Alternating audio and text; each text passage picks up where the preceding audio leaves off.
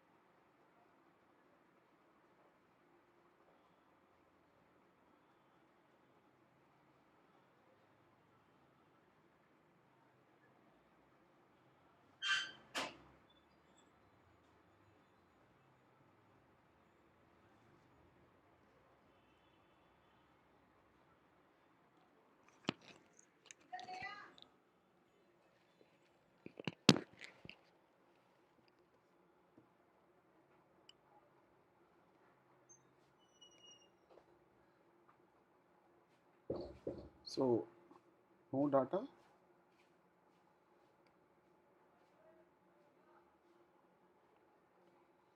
Good. So, students, whatever the class that you had with us, so you were asked by authorities to register yourself to give us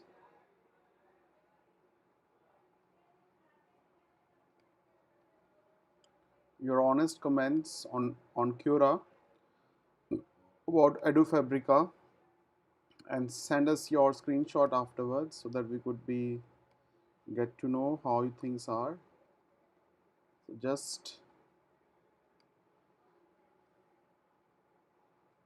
sharing with you this thing. So let's continue with further part of this biochemistry.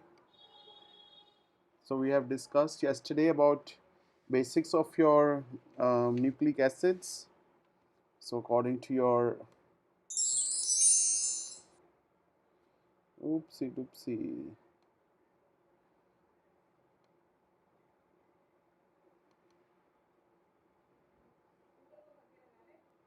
So discussing about structure of purines and pyrimidines, nucleosides, nucleotides, structure of DNA and RNA, central dogma.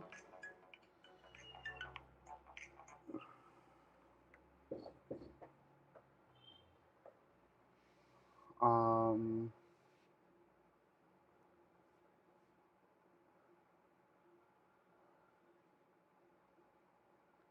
so now let's switch to talk about more about biochemistry.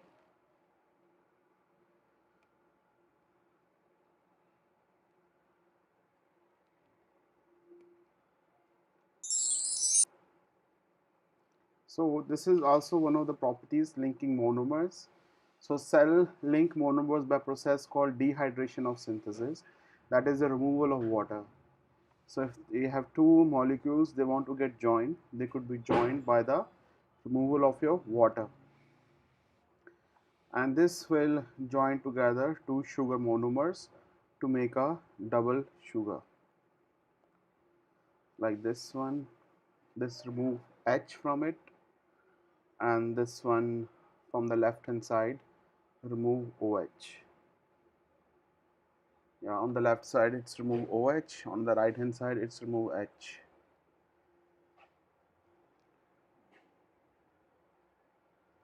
So H2O forms from that. So breaking down polymers, so cells could break down many big molecules by the process called hydrolysis or adding a molecule of water. So here we can see breaking down polymers. You have your one monomer here, one monomer here, and with the help of H2O, you can have two things. One, your hexagon polymer and pentagon one. So you can break down some polymers also. So water added to split double sugar bond. There's also some sugars. So most abundant organic molecules found in nature. They initially synthesize in plants from a complex series of reactions involving photosynthesis, and basic unit is your monosaccharides.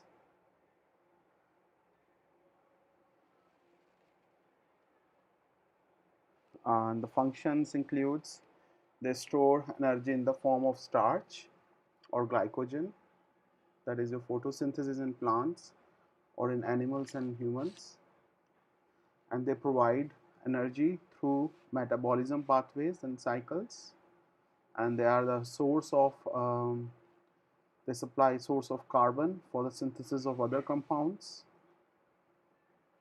and they form structural components in cells and tissues, and they are intercellular communications.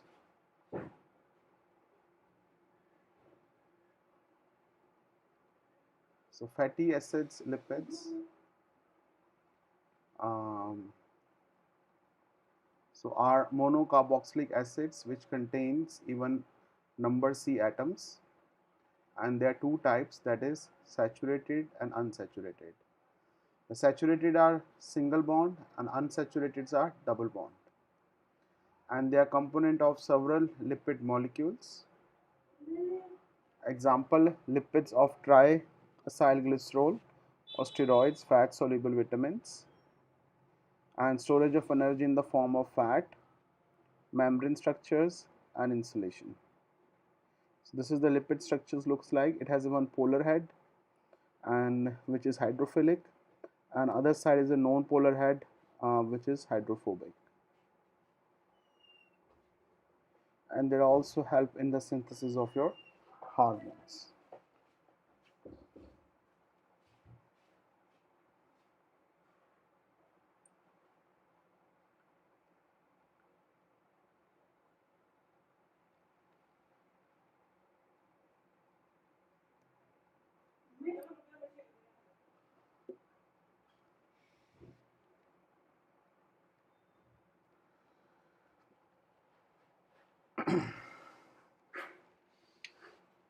Then comes steroids. The carbon skeleton of steroid is bent to form four fused rings. This belongs to cholesterol,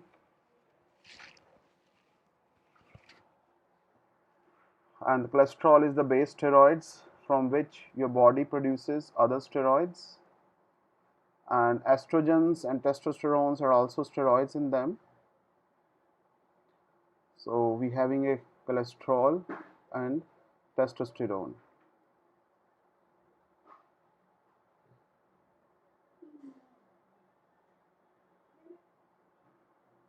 And this one is your estrogen.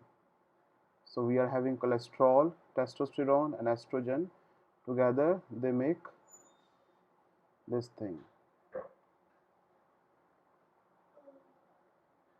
And synthetic anabolic steroids are variants of testosterones. Then nucleic acid. So they store hereditary information. They contain information for making all body proteins. And there are two types that exist.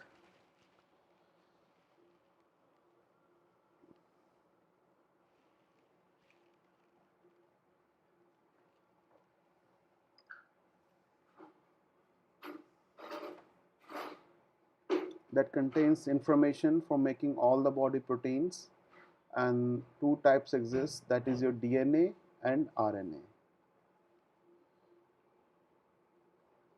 So amino acids, basically it includes your alkyl group, side chain, and alpha amino group and carboxylic group. Alkyl group is R, anything could be added there. Sorry students, it's just I'm taking some medications at the moment, um, just for small things, so my voice might be not excellent as it was earlier, so I might be speaking slow, not with full of energy, but yeah, but we will do our sessions today as promised. um, okay, so amino acids, proteins, they are your alpha amino group, side chain group, and carboxylic group, right? And they belong to alpha carbon and alpha hydrogen. On the right hand side is a carboxylic group. So they are the building blocks of proteins, your amino acids.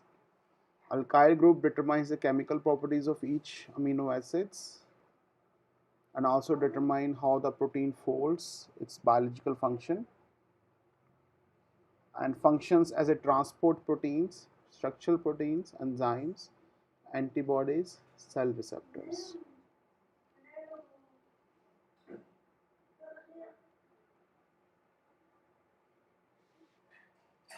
So protein as enzymes. So many proteins act as a biological catalysts or enzymes. and thousands of different enzymes exist in the body. And enzymes control the rate of chemical reactions by weakening the bonds, thus lowering the amounts of activation energy needed for the reaction, that is catalyst. And no interfere with the equilibrium of reactions takes place in them, and enzymes could be reusable. So we will discuss about enzymes in details also. So enzymes has an active sites or cleft that will bind to substrate of the reactions, and the nature and arrangement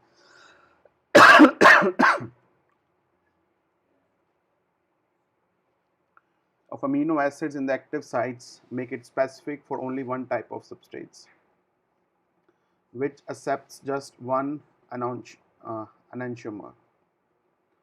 Egg white lysosomes on the left hand sides we can see, and in the center here we can see the oops yeah the active site in the right hand side. So we have discussed today from yesterday the basics of biochemistry so far, various important biomolecules. We have just touched a little bit everyone, and we have discussed their functions and their types. Some references. Oh,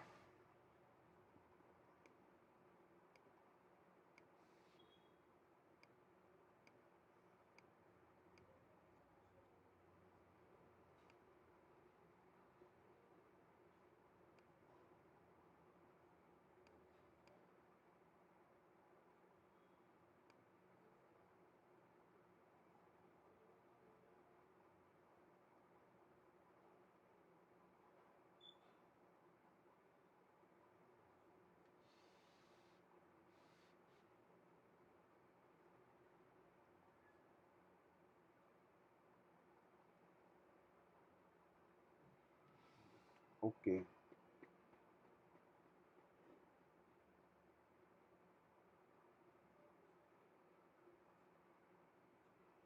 Now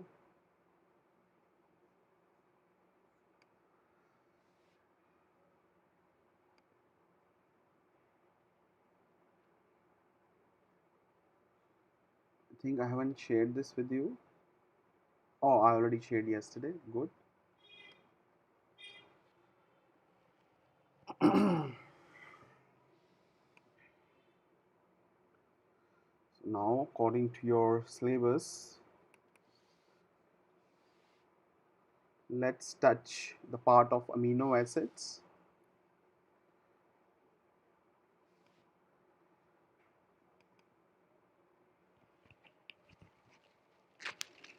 Just a second, students, I'm coming.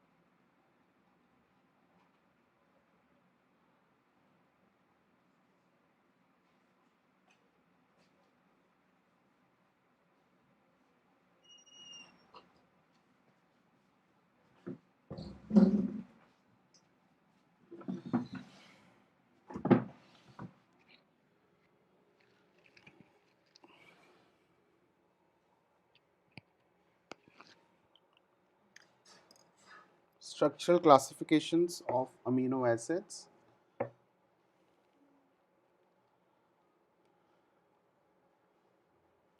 So in this we will learn about various classes of amino acids. and the explanations of different types of structures and their role with aspects to amino acids. So amino acids, they are the molecules containing an amine group, carboxylic group, and the side chain that we have just discussed before. The key elements of amino acids are carbon, hydrogen, oxygen.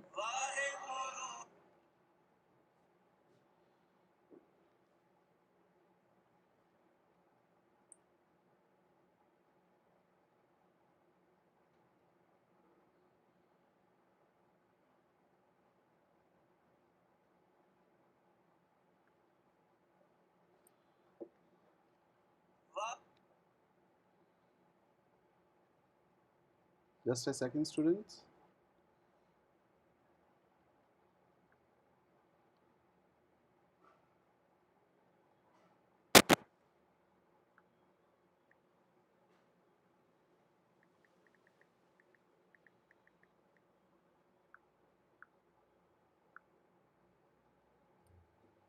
So they are the molecules containing an amine group, a carboxylic group, and a side chain.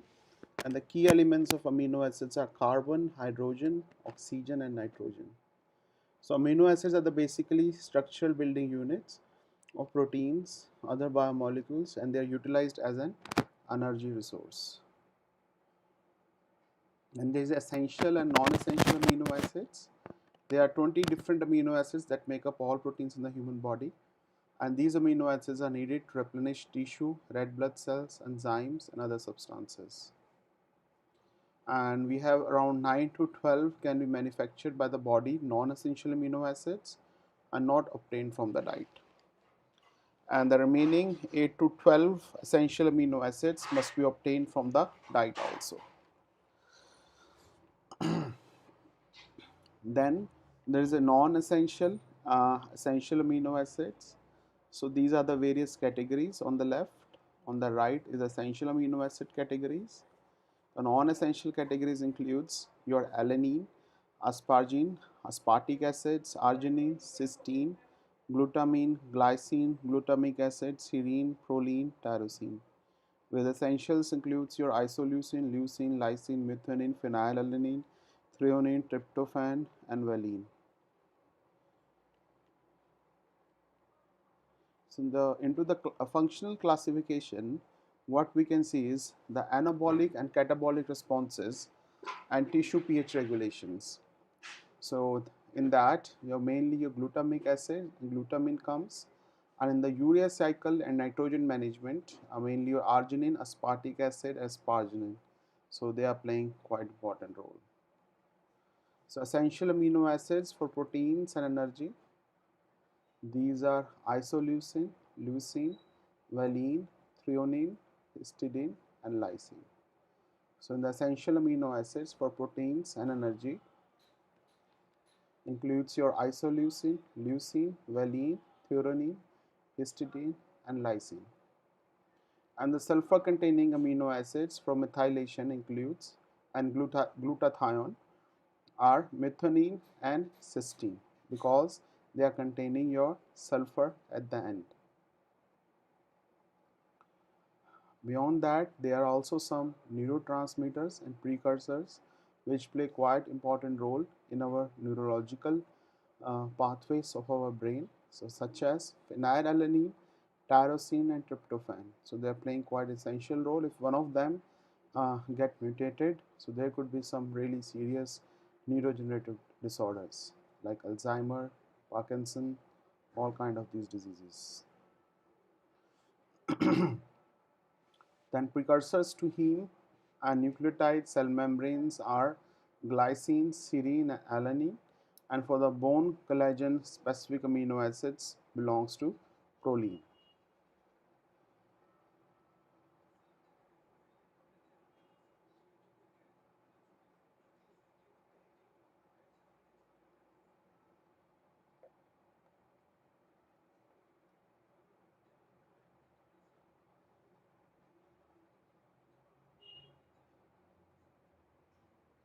Then chemical structure of amino acids, that is non-polar, polar, positive charge, and negative charge.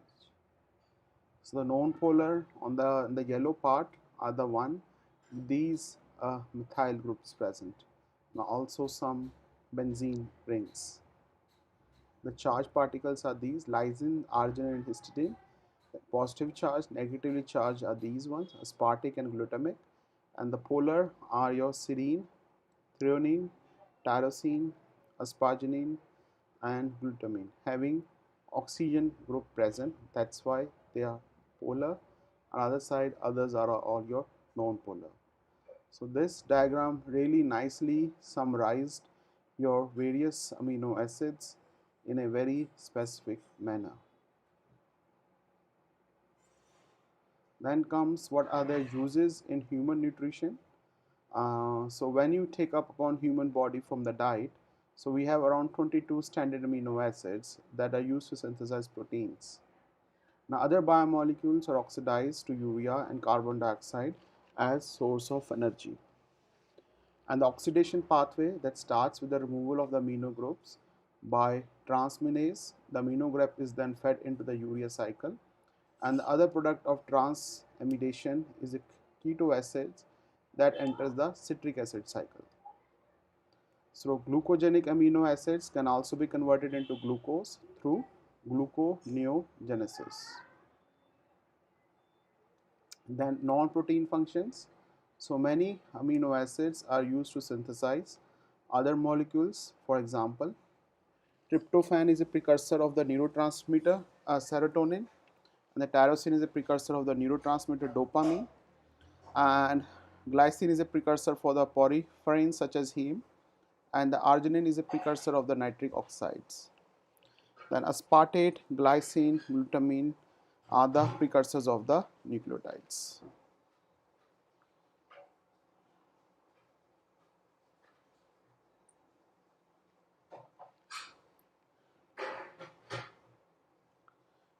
So in this part we have discussed with all of you the basics classification of amino acids.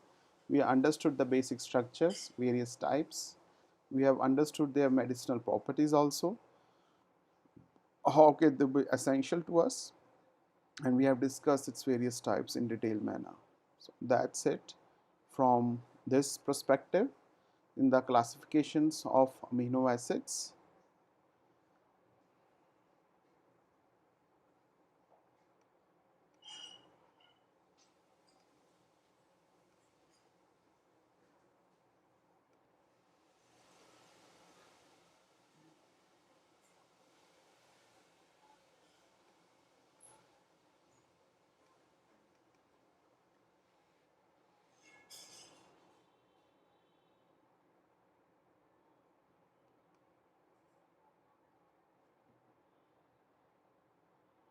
Amino acids and its properties.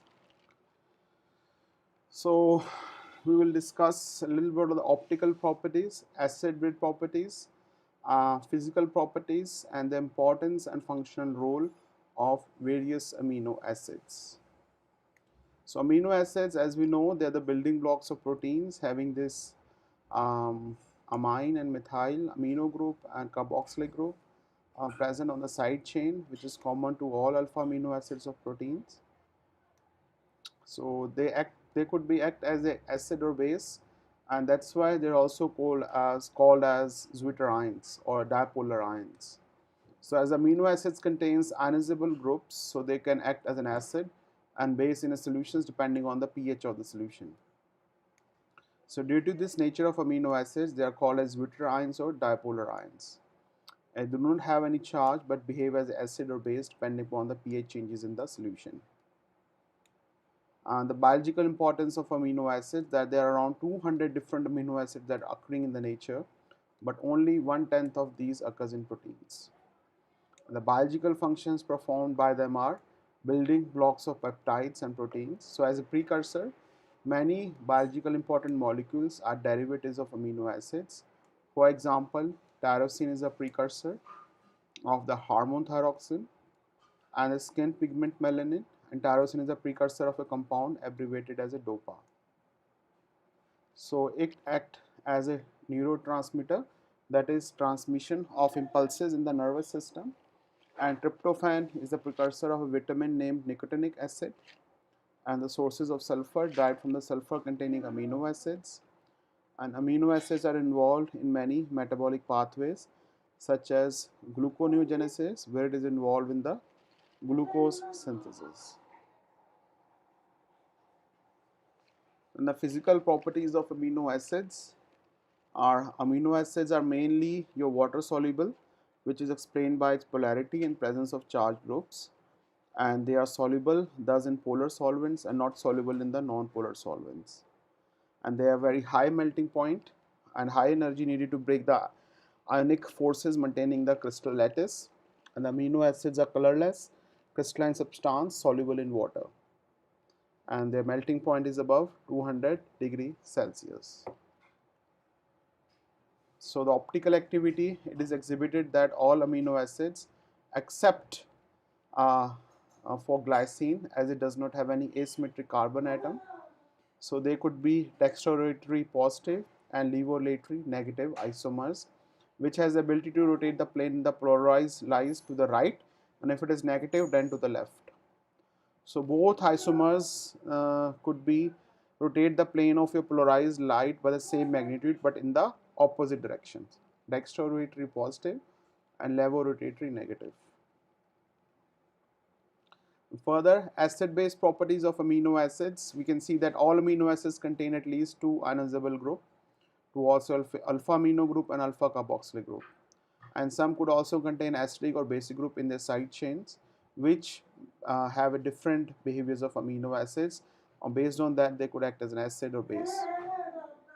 So because your carboxylic group could form this CO negative and your NH2 group make this NH3 positive. So based on these reactions, your amino acids could have various ionizability activity. So these reactions that are reversible, which based on that they could be act as acid or base, which explain that these amino acids are amphoteric in nature, that is having both acidic and basic nature.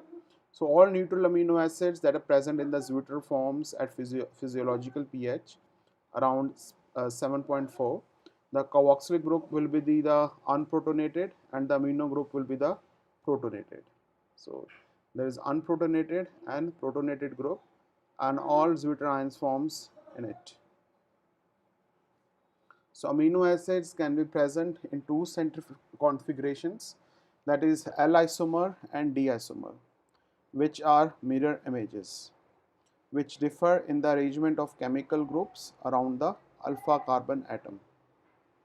And all amino acids and proteins are in L configurations and L amino acids. So this is the L alanine, we can see the alpha amino group is present on the left side on the second carbon, and the D-alanine is present on the right hand side. So this is the D and L form of alanine, the mirror images.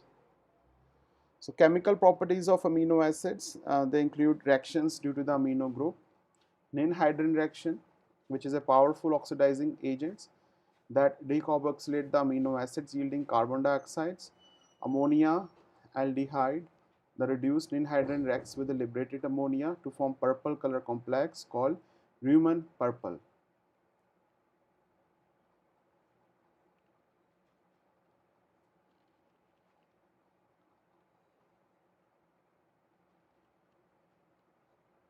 Then color reaction of amino acids. These are amino acids that can be identified by specific color reactions like a xanthoprotic test by benzene ring of aromatic amino acids, Milon reaction for presence of phenolic group of amino acids, and further sulfur test for sulfur hydryl group amino acids, Nin-hydrin test for alpha amino acids. So there's a various color direction in identify the various amino acids, aromatic, phenolic, sulfur hydryl, and alpha amino acids also.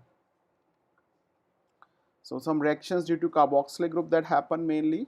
First is your amino acids from salts with bases and esters with alcohol, and then there's a decarboxylations is happening. Amino acids undergo decarboxylations to produce corresponding amines, and this reaction is quite important in living cells due to the formation of many biological important amines like histamine, tyramine from the amino acids histidine and tyrosine.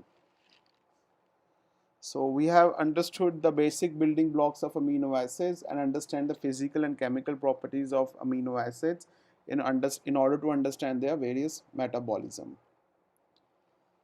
So that was something about amino acids. So we can take a break here in order to start the new topic.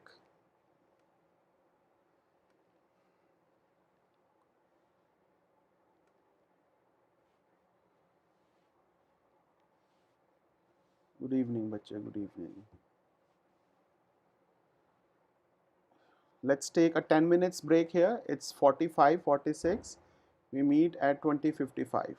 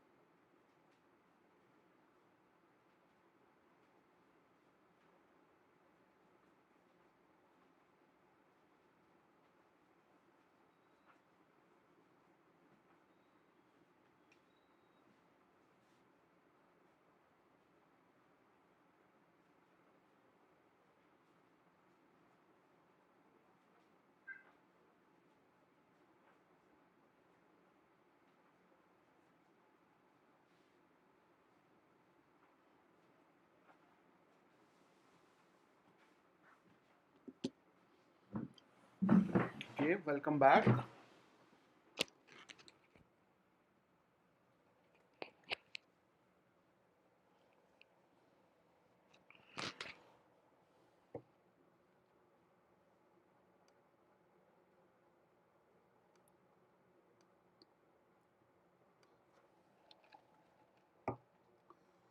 So we've been through quite advanced topics so far about the biochemistry. Let's continue further.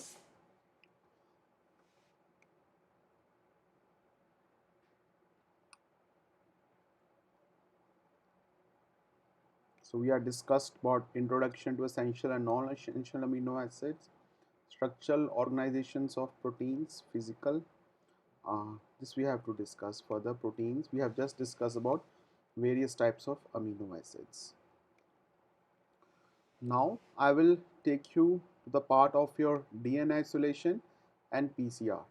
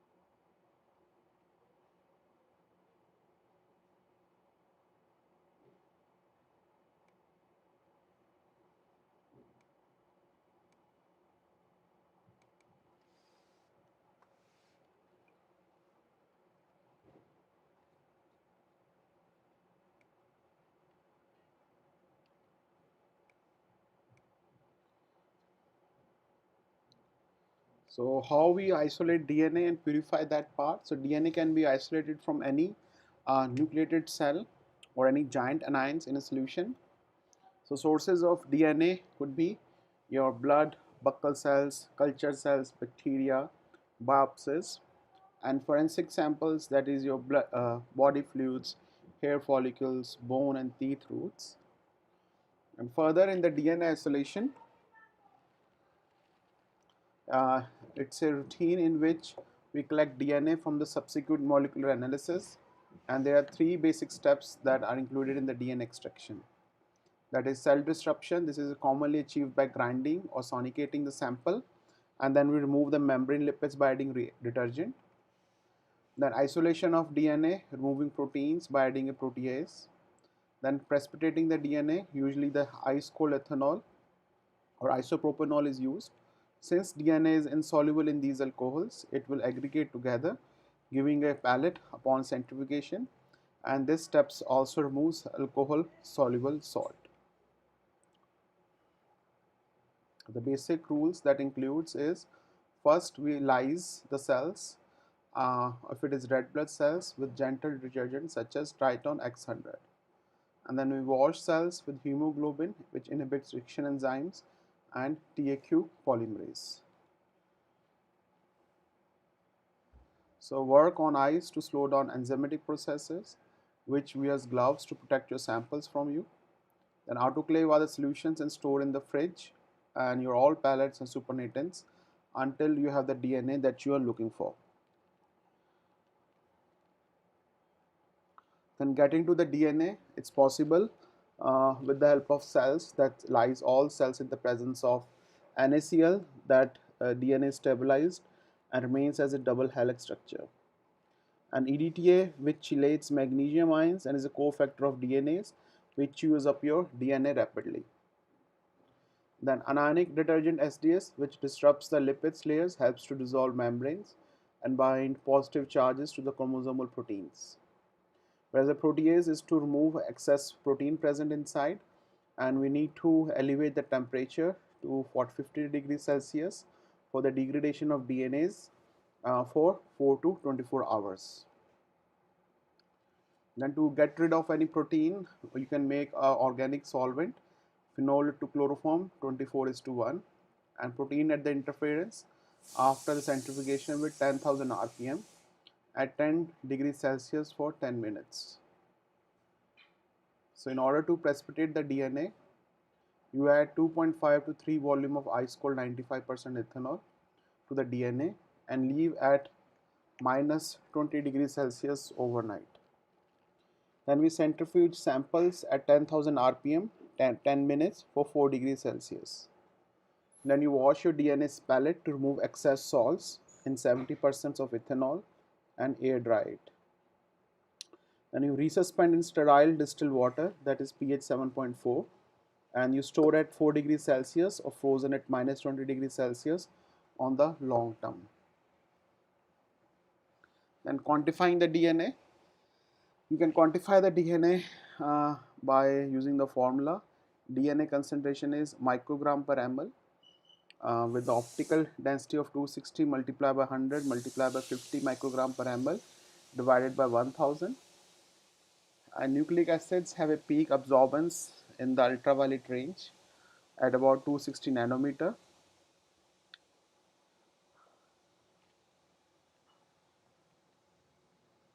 And if you get the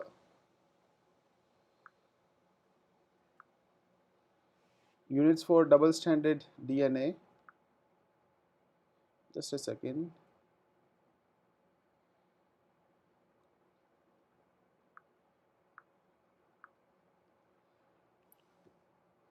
Uh, so double stranded DNA, it will be 50 microgram. For single stranded, it will be 30 microgram per ml, and for RNA, it will be 40 microgram ml per ml. The peak absorbance, we get ultraviolet range at 260 nanometer. In order to find the DNA purity, so we run this DNA into spectrophotometer in the range of 260 to 280, and the ratio that should come, it should be 1.6 to 2.0. If it is less than 1.6, then a protein is contaminated in your DNA. If it is more than 2.0, then it is a chloroform and phenols are contaminated in that, and we need to depurify the sample.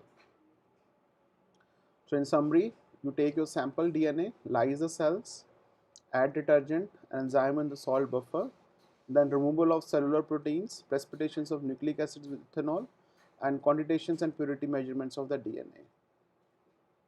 The future aspects for agriculture development and environmental protection to ensure food security for ever-growing human population. So that was about DNA. DNA isolation, how we do. Oopsie doopsie. What is this day 8 coming out?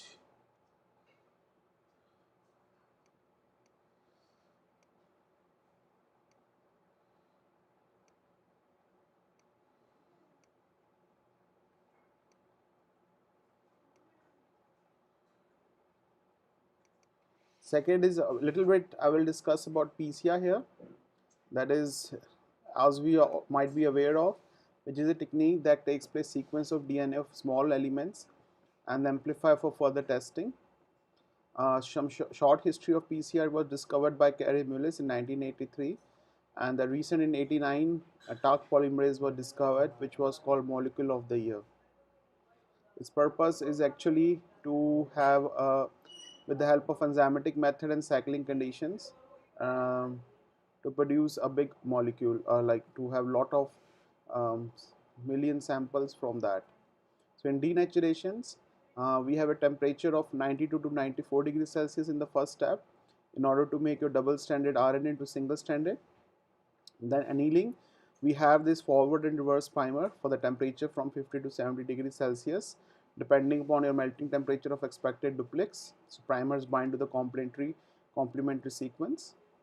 Then after the extension, in the extension, temperature around 72 degrees Celsius for 0.5 to 3 minutes, DNA polymerase binds to the annealed primers and extends the DNA at 3' end of the chain.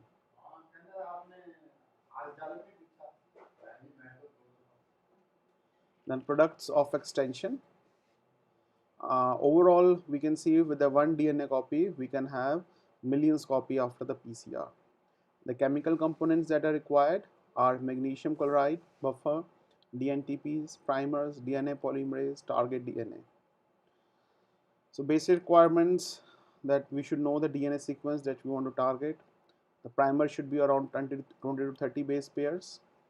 Thermostable DNA polymerase like Taq polymerase should not be inactivated by heating to 95 degrees Celsius. A DNA thermocycler is required. These are the various applications that of the PCRs are. So this is one of the instrumentations of PCR. So that's it. Um, I will share the slides of PCR also.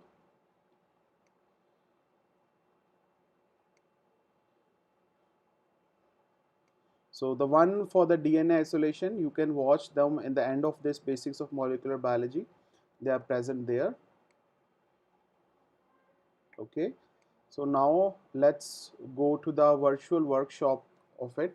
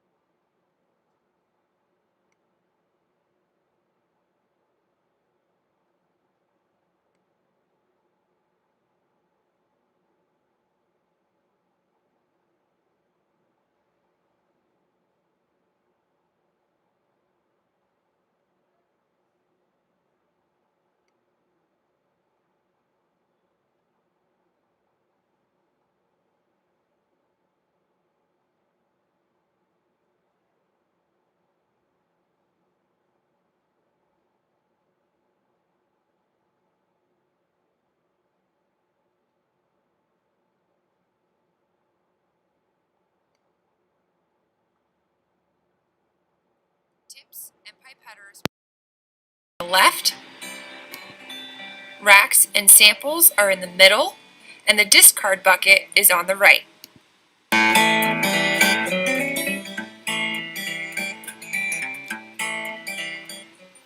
Before beginning any protocol, you want to make sure that your workspace has a proper flow to avoid contamination of samples or reagents. This example is set up for a right-handed student. Tips and pipetters are on the left, racks and samples are in the middle, and the discard bucket is on the right. As your hand moves through the flow, it never unnecessarily crosses over the sample again. This video begins after students have spit into the DNA Genotech collection kits, capped the tubes to release the buffer, and mixed the solution by inversion.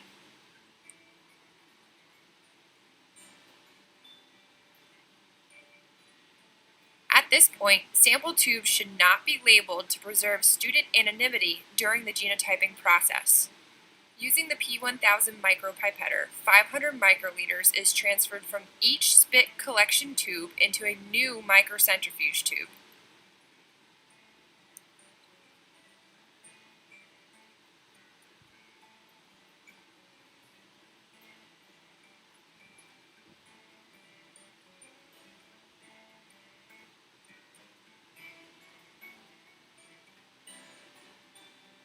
When pipetting large volumes, draw up the solution slowly to avoid bubbles or contaminating the micropipetter.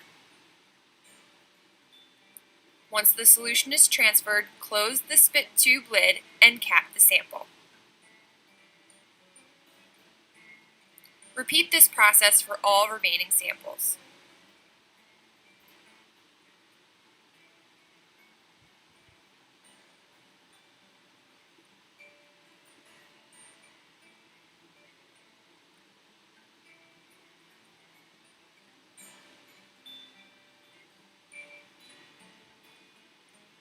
Prior to beginning this protocol, the heat block should be dialed to 50 degrees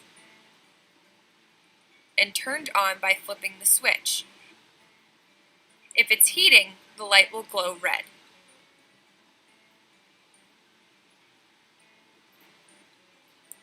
Place samples in the heat block.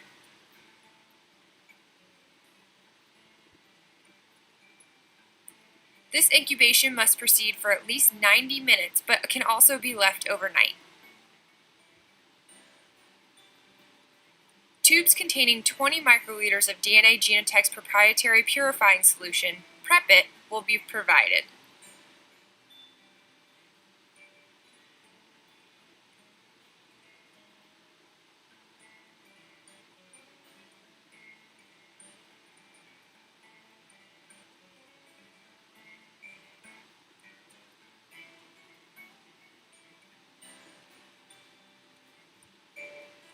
Once the samples have been incubated, you will transfer the entire volume to a tube containing the purifying solution.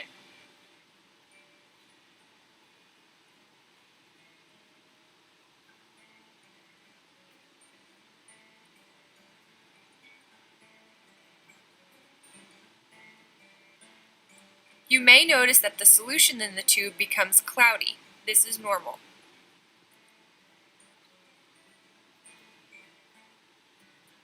Mix the solution with a vortex.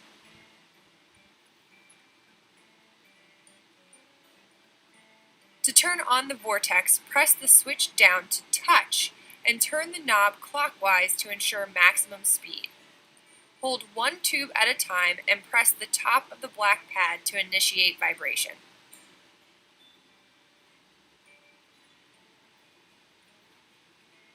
Repeat this process for all remaining samples.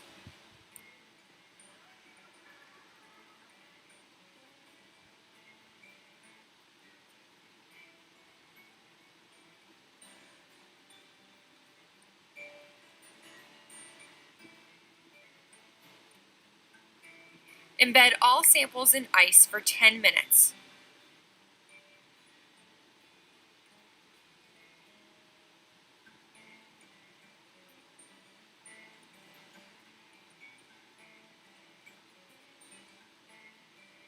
Impurities in the solution will be removed by centrifugation. After flipping the switch in the back of the microcentrifuge, press the open button. Remove the metal lid inside by pulling on the knob.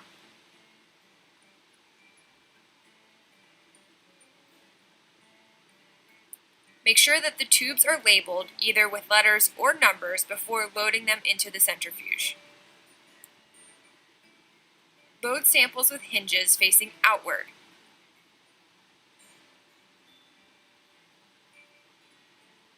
And balance the tubes across the rotor by ensuring that all tubes have equal volumes. Replace the metal lid and press it until it clicks securely onto the rotor. Close the lid to the microcentrifuge gently. Change the centrifugation time by pressing the arrows to the desired time, in this case, 5 minutes. Press the arrows by the speed to navigate to the proper RPM. In this case, 14,500 RPM is the max this centrifuge can perform and is close enough to our desired speed. Press the start button. The centrifuge will begin to spin. It is suggested that you watch the centrifuge until it reaches maximum speed to ensure that there are no violent vibrations, which may mean that the tubes are unbalanced or the internal lid has come loose. If this occurs, press the stop button immediately. As the spin is going, obtain 4 new tubes and label them.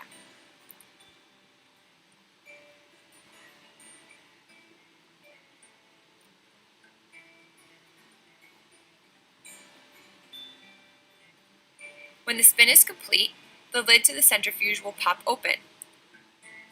Remove the internal lid and remove the samples gently to avoid disturbing the pellet. Place tubes of the same sample in line with each other to ease the transfer of the solution.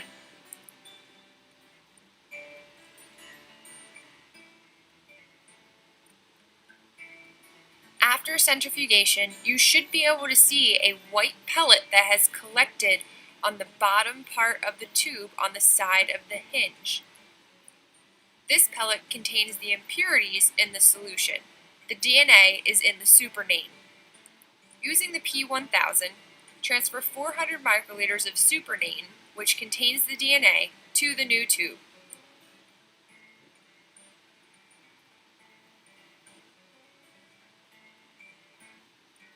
Place the tip on the opposite side of the tube from the pellet and draw up slowly to avoid disturbing it.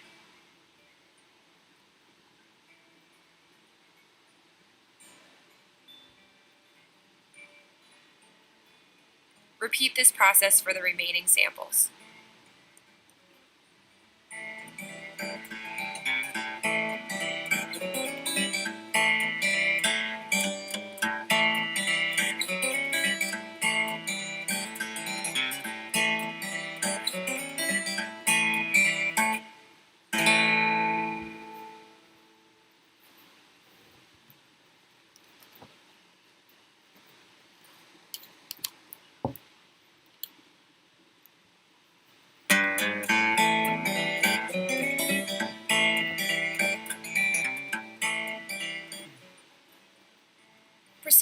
DNA from solution by adding an equal volume of 100% ethanol to each sample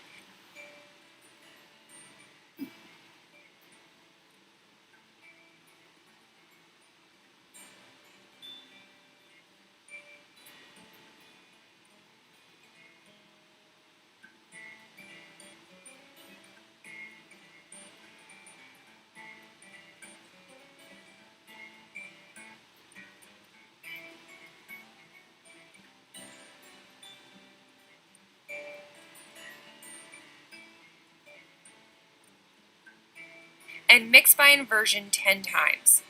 The solution may become cloudy. This is normal.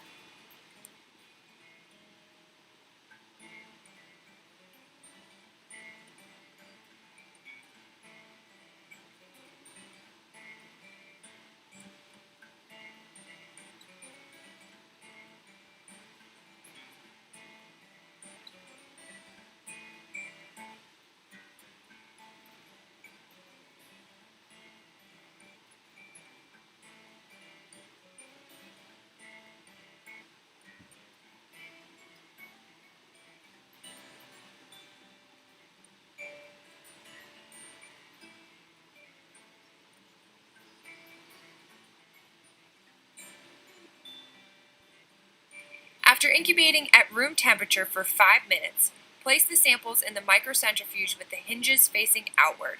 Remember to balance your tubes.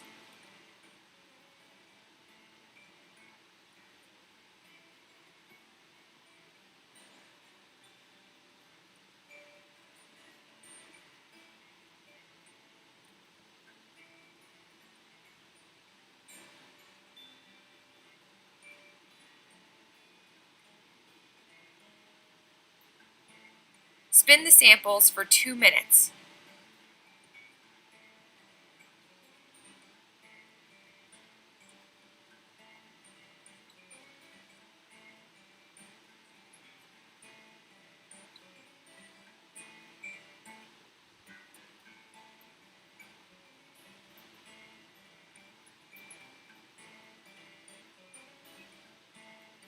Remove the tubes from the centrifuge gently, being mindful not to disturb the pellet which now contains your DNA.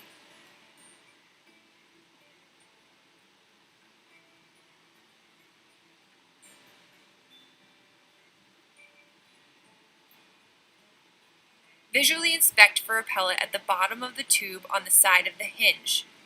A pellet is not always visible, so you can choose to centrifuge again or proceed as normal. In this example, a pellet is only seen in samples C and D, but all samples are carried through the process.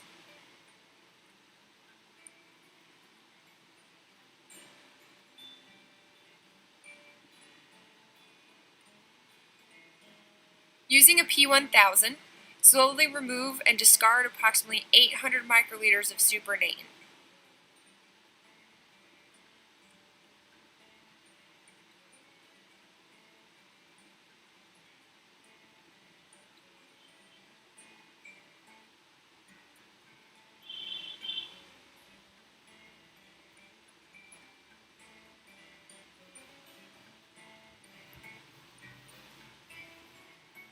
Place the tip at the bottom of the tube on the opposite side of the pellet to avoid disturbing it. It is not important at this point that all solution is removed. Just get as much as possible. Expel the tip with the solution inside into the discard bucket. Repeat this process for all remaining samples.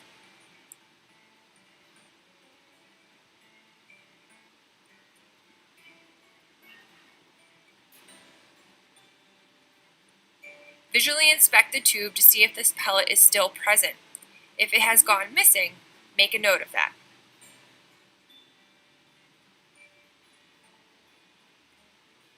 Clean the DNA pellet by adding 250 microliters of 70% ethanol to each sample.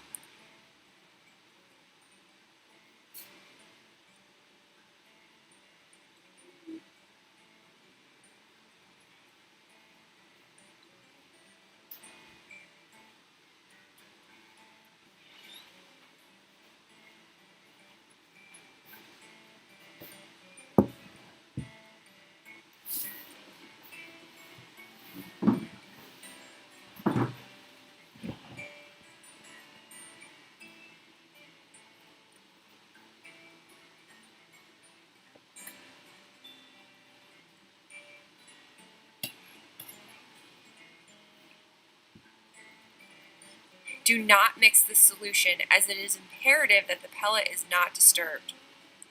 Repeat this process for all remaining samples.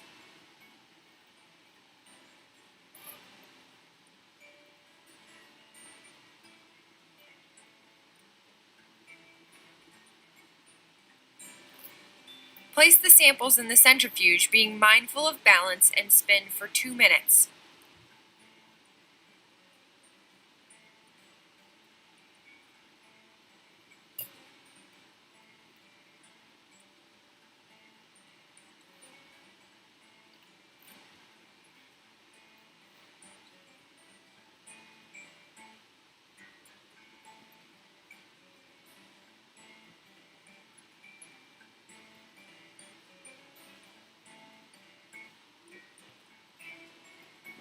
Remove the tubes from the centrifuge carefully.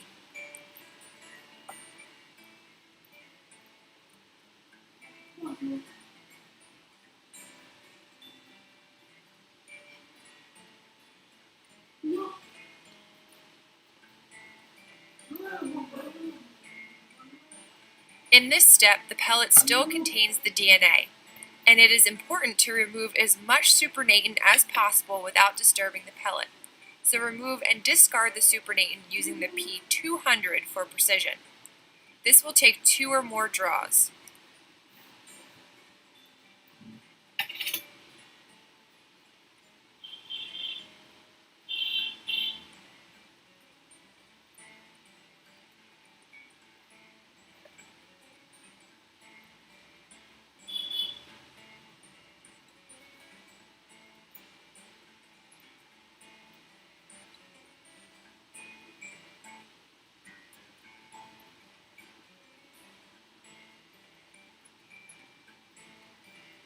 On the first draw, you can expel the solution into the discard bucket and use the same tip to draw up again, as long as the tip has not touched other surfaces.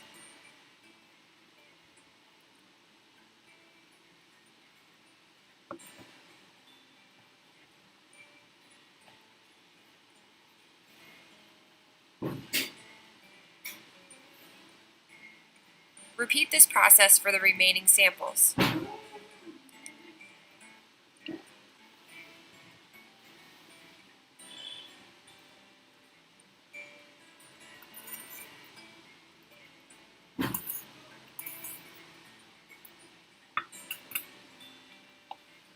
Lay out a few layers of Kim wipes.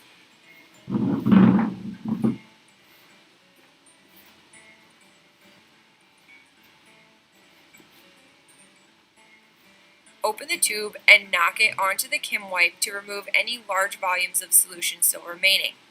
Leave the tube open and lay it on its side to evaporate any of the remaining solution from the pellet. Repeat this process for all remaining samples and allow them to air dry for 20 to 30 minutes. If the tube still has spots of solution or if the pellet does not look dry, allow for evaporation to continue. If the pellet looks dry, then resuspend the DNA using water. Add 100 microliters of molecular biology grade water directly onto the pellet side.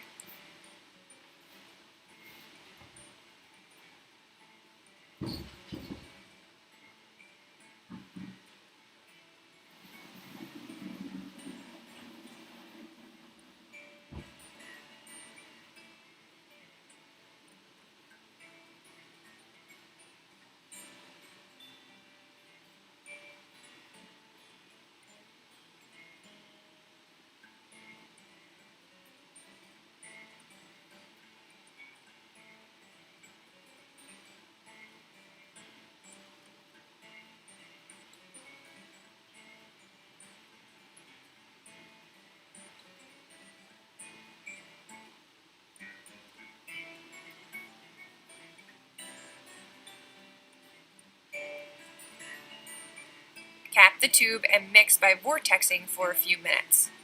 Visually inspect the tube to ensure that the pellet has disappeared or has gone back into solution.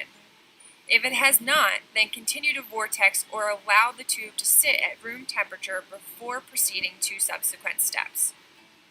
Repeat this for all remaining samples.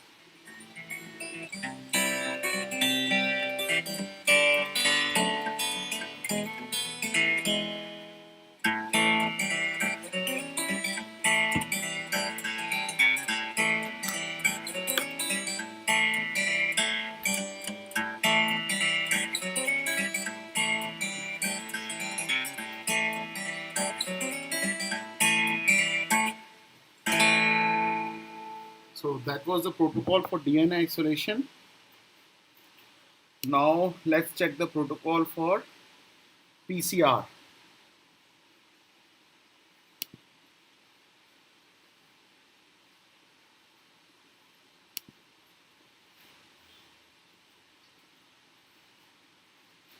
Their DNA samples. This information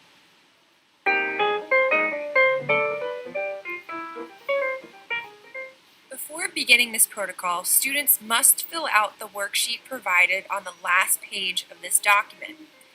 This will allow students to calculate the appropriate volume of reagents to mix in the creation of a master cocktail. The purpose of a cocktail is to mix all the common reagents in a multi-sample procedure to avoid excess pipetting and potential errors. In this example of Protocol 2A, 4 students are amplifying the actinin 3 gene from all 4 of their DNA samples. This information is filled out on the left-hand side of the worksheet.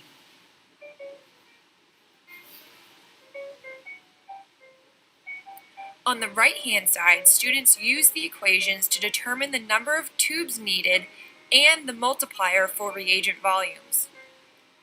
In addition to the 4 DNA samples, a negative control sample is always included.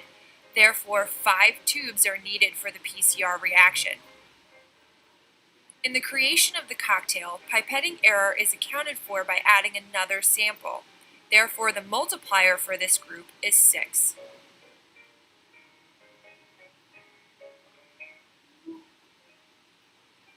Each row of Table 1 represents a common reagent used in all the samples undergoing a PCR reaction. The multiplier is filled out in all rows of the multiplier column of Table 1.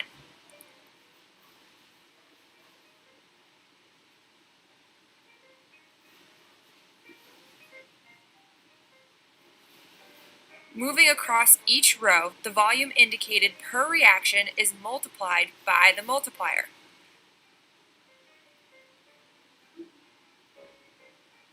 .5 times 6 equals 75 microliters of red tack added to the cocktail.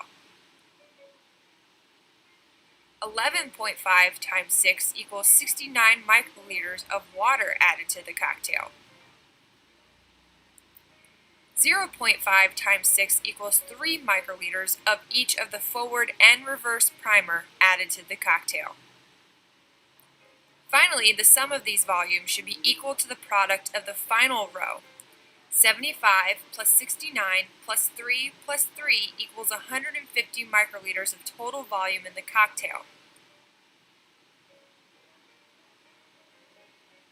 This amount matches 25 times 6.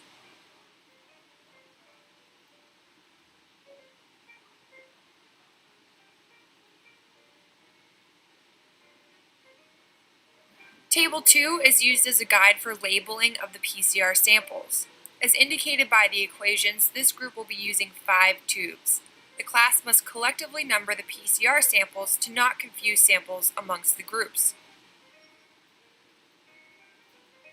In this example, these students have been assigned samples numbered 5 through 9.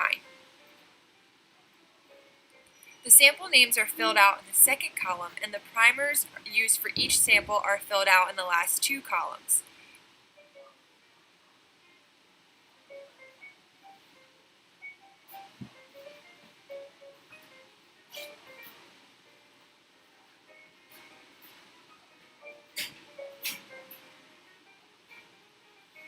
In this example, the forward primer is actinin 3F, and the reverse primer is actinin 3R.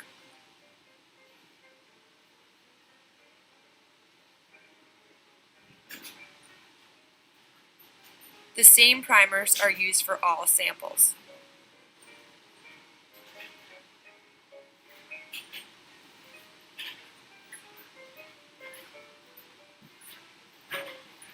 The common reagents provided are molecular biology water,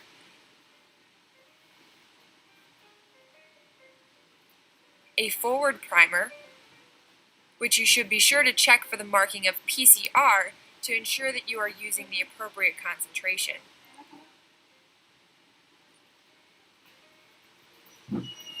a reverse primer,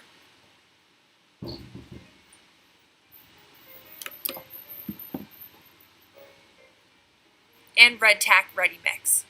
The red tack will need to be thawed prior to use, but once thawed, keep the solution on ice to prevent enzyme degradation.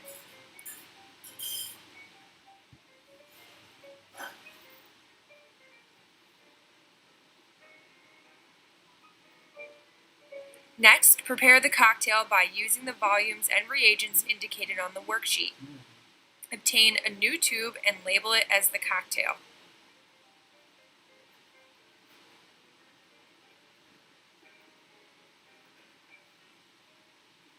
When creating a cocktail, it is best to start with the largest volumes. Though red tack is the largest volume, the solution should be kept on ice as long as possible, so instead the water is added first. When adding each of the reagents, be sure to use the appropriate micropipetter for the volume being added.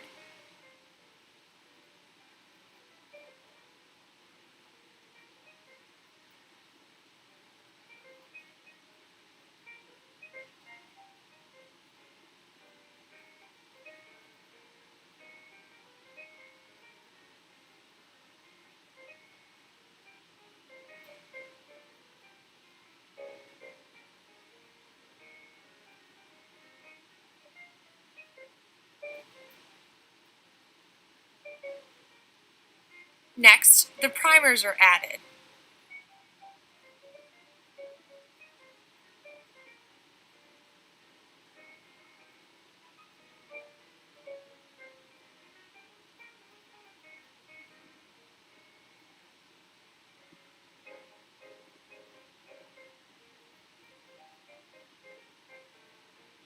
It is best to pipette small volumes directly into larger volumes to avoid loss of the reagent.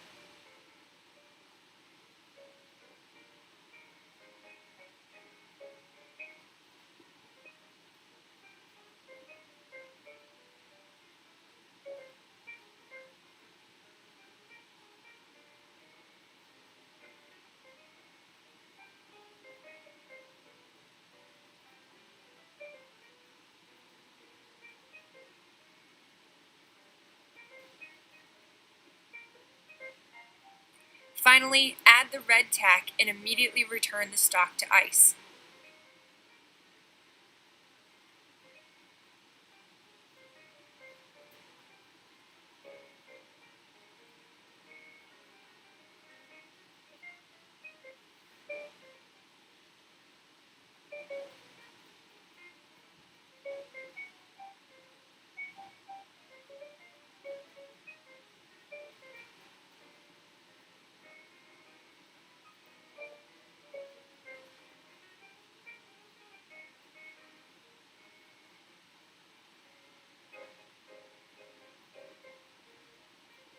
Mix the solution and centrifuge all cocktail tubes created by all groups in the class together.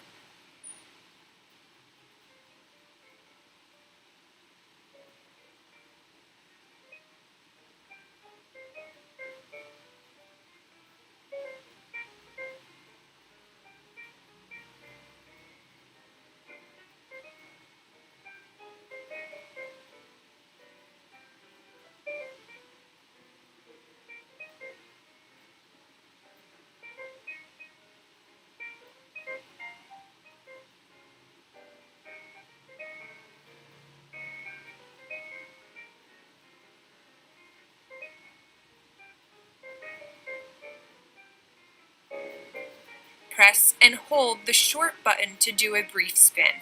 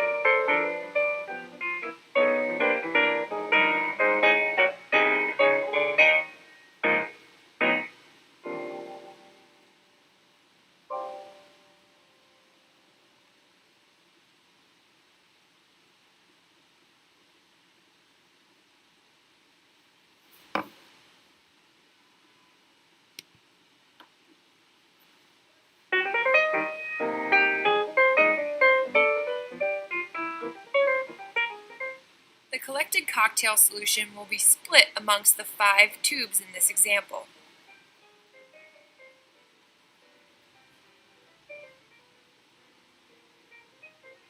PCR tubes are provided in strips of 4, so if you need 5 tubes, use 2 strips of tubes.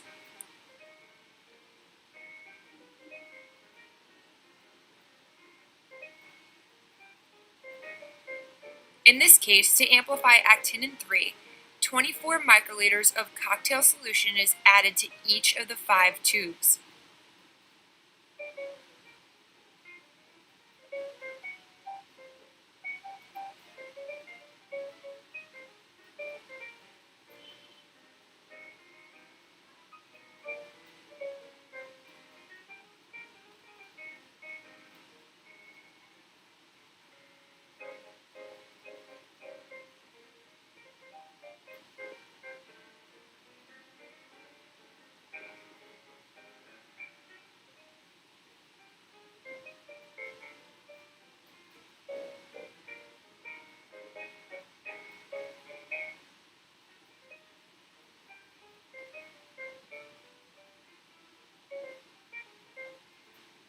Before adding DNA to the PCR reactions, make sure that the tubes are labeled.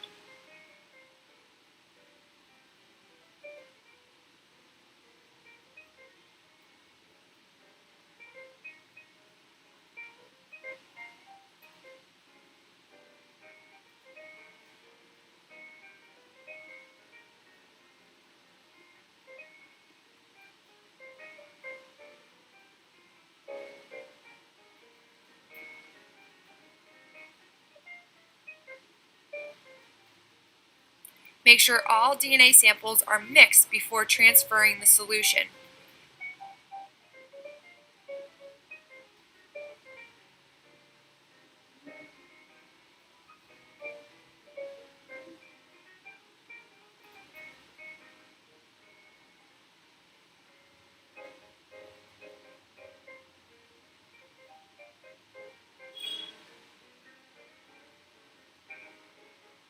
One microliter is a very small volume, but you should still be able to see a drop in the tip.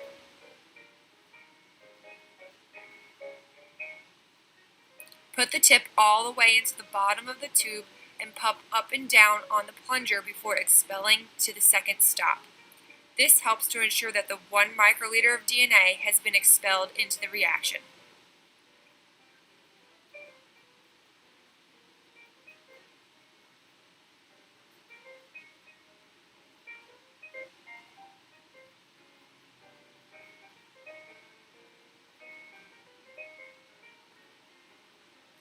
Cap the tubes tightly and flick to mix the samples.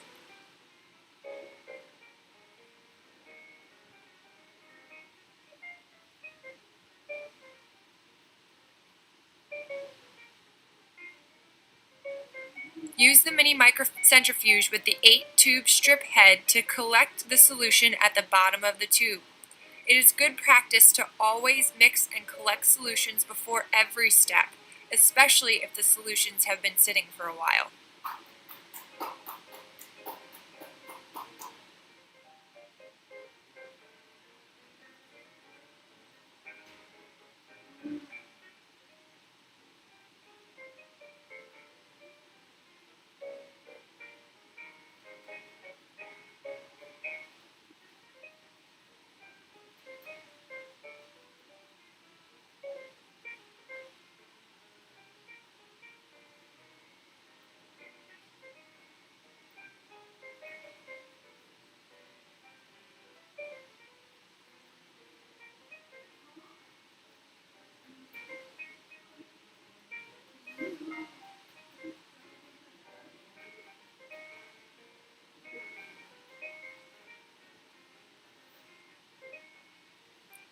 Turn the thermocycler on with the switch in the back.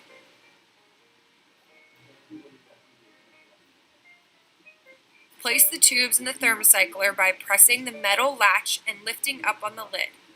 Tubes can be placed in any spot or orientation. Close the lid and make sure the metal latch has clicked into place.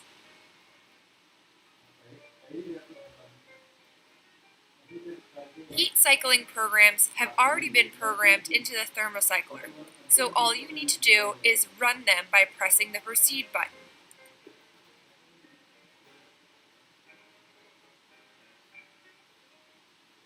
Use the horizontal arrows to navigate to the program of interest, in this case ACTN, to amplify the actinin 3 locus, and hit Proceed.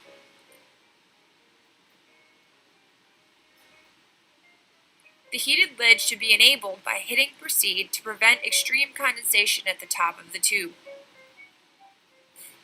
The thermocycler will ramp to the initial temperature and begin timing the incubation. It is good practice to make sure the machine reaches this step with no errors. After it has initiated properly, the machine can be left while the reaction proceeds for several hours. Once the run is complete, the cycler can be turned off by simply flipping the switch in the back of the machine.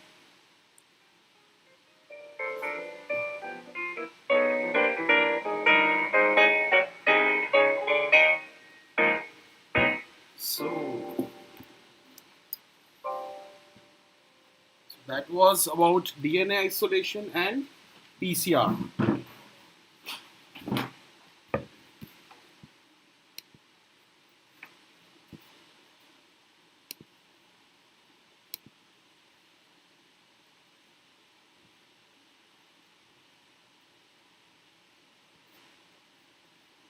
Let's continue further.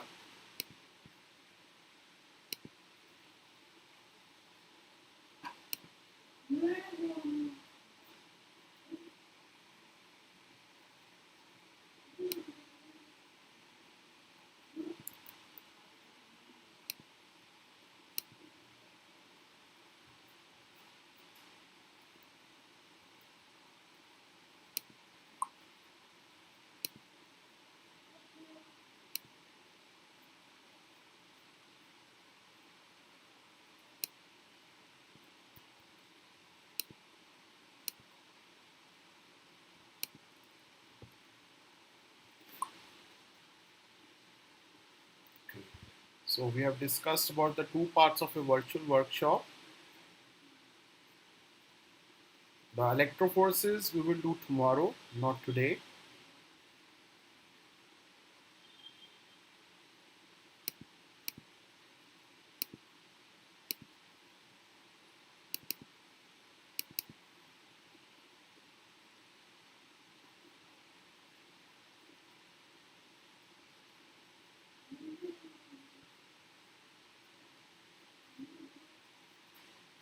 This we have discussed already, but I will just discuss in a way to give you these notes also, because they are also very nice ones. So we have discussed about various nitrogenous basis pairs, your purines and pyrimidines.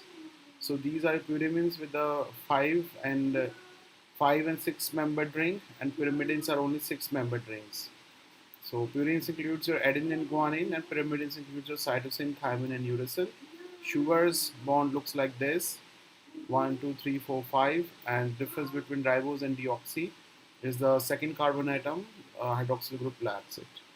And nucleosides are the one which includes your sugar group and your base together. So purines bond with the carbon 1 atom at the sugar with their N9 atom, and pyrimidines bind with the C1 carbon atom at the N1 atom.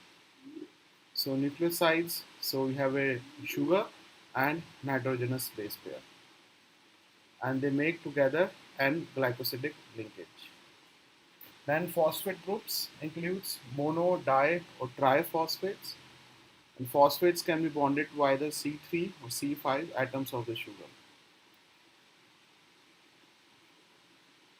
And the nucleotides results from linking one or more phosphates with the nucleosides onto the 5' end of the molecule through esterification.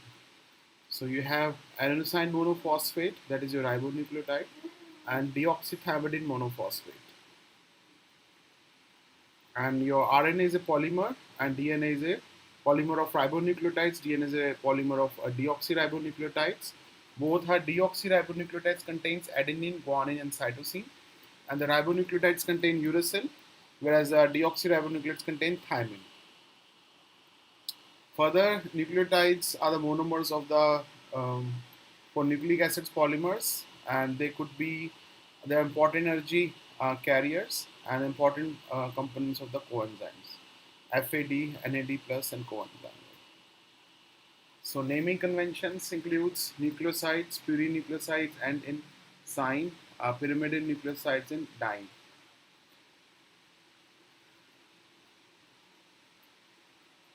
So nucleotides include start with nucleosides named from above: mono, di, and triphosphate, adenosine monophosphate, cytidine triphosphate, and deoxythymine, thymidine diphosphate.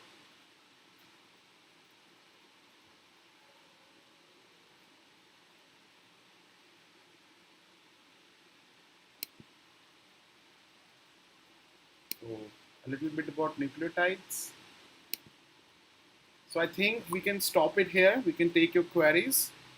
We tomorrow start with nucleic acid biosynthesis, lipids, and another various parts with the more core with the jaundice, hypothyroidism, enzyme action. So we'll discuss about them tomorrow in more details.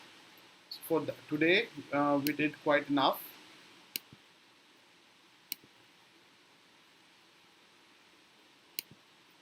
If you have any query or any questions, feel free to ask me. I will be happy to answer them.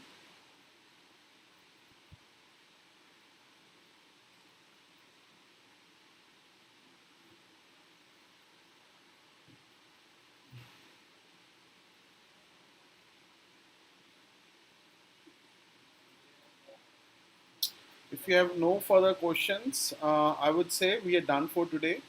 So we have discussed a lot about basics of biomolecules, various things about amino acids. We have discussed about the proteins. We have discussed about um, DNA isolations, your PCR, and we have done the virtual labs for the same. So tomorrow we will do the electrophoresis and the virtual lab for the same also, and discuss various parts with the medicinal biochemistry things. So I think if you have no further questions, because last 10 minutes I keep this for the sessions of Q&A. We can end up our session here. So good night everyone. Take care. Stay safe. And if you have any questions, feel free to ask me. And in the group, I have shared one thing for the Quora. Do give honest comments on it. Yeah. Thank you very much. Take care. Bye bye.